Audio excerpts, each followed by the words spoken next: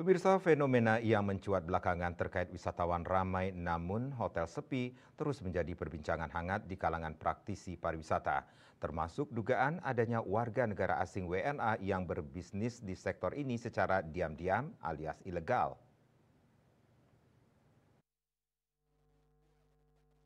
Kondisi ini tidak dipungkiri oleh Ketua Perhimpunan Hotel dan Restoran Indonesia (PHRI) Kabupaten Badung IGN Rai Suryawijaya.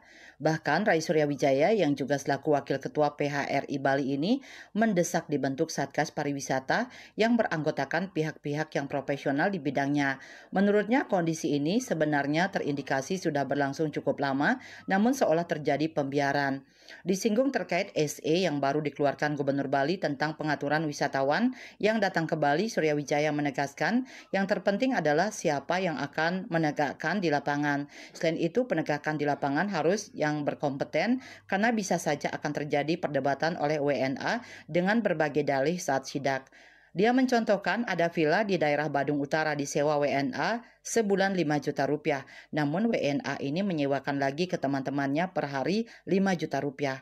Transaksi dan pembayarannya dilakukan secara online sehingga tidak kena pajak. Menurutnya fenomena seperti ini yang harus disikapi. Denpos melaporkan.